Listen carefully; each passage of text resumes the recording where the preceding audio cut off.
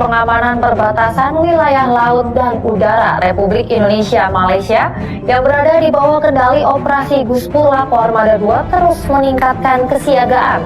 Dilaporkan akan melakukan serangan ke wilayah Sabah, Malaysia. Selain itu, mata-mata telah dikirim untuk menjelajahi kota-kota pesisir, dipandang sebagai waktu terbaik untuk melakukan penyerangan. Kita melihat kesiapan seluruh pasukan, baik itu. Ketegangan Indonesia dan Malaysia di Ambalat kembali mencuat.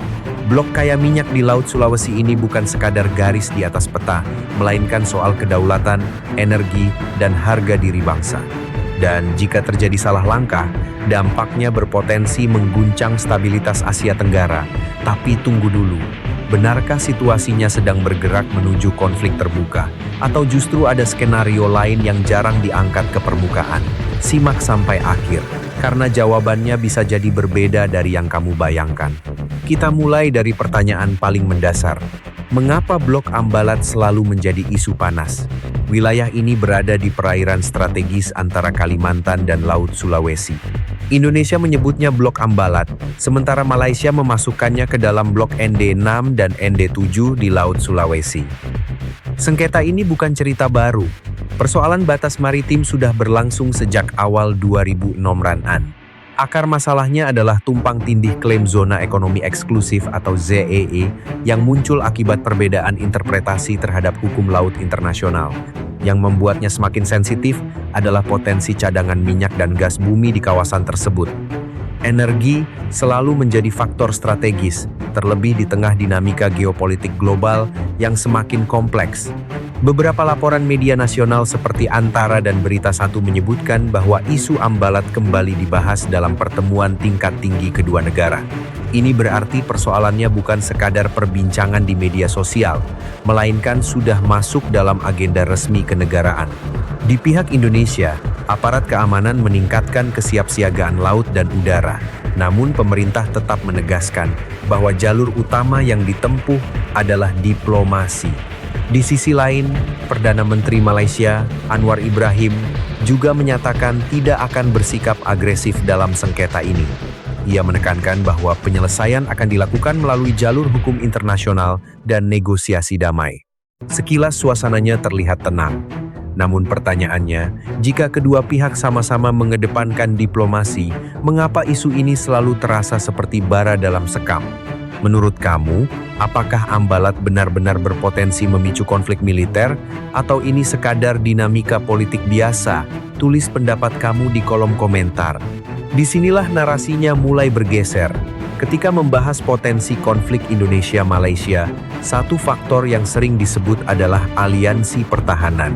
Malaysia merupakan anggota Five Power Defense Arrangements atau FPDA yang melibatkan United Kingdom, Australia, New Zealand, Malaysia, dan Singapura. Dalam kerangka FPDA, negara anggota berkomitmen untuk berkonsultasi jika ada ancaman terhadap Malaysia atau Singapura. Namun penting dicatat, FPDA bukan seperti NATO. Ini bukan perjanjian pertahanan kolektif otomatis. Tidak ada klausul yang mewajibkan perang bersama. Sifatnya konsultatif.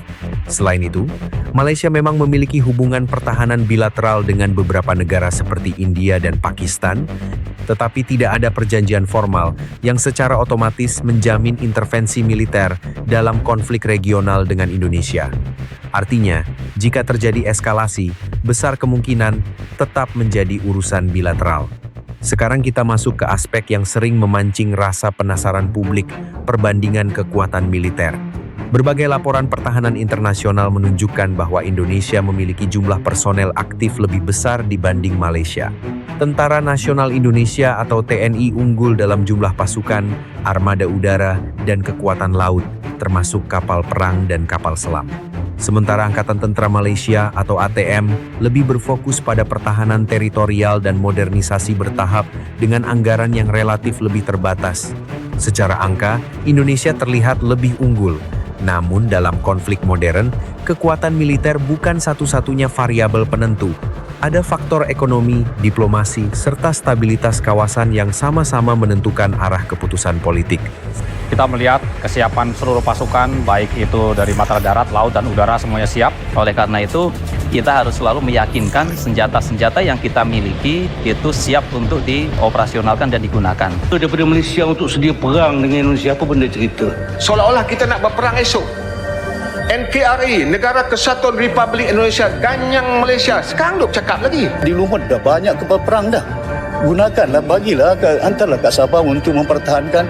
Di situ ada Indonesia. Oh ya, kita ada FDPA. Tapi nak hantar tentera mereka berperang untuk kita, benda tu tak akan berlaku. Dan rakyat mereka pun berprotes, bersolidariti untuk Malaysia. Dan cara ini sudah pun mencukupi untuk membuatkan orang Malaysia merasa gembira.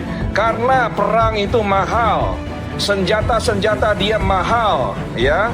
Dari negara-negara anggota FPDA, negara Malaysia lah yang senjatanya paling teruk, paling murah dan tak ada duit, ya.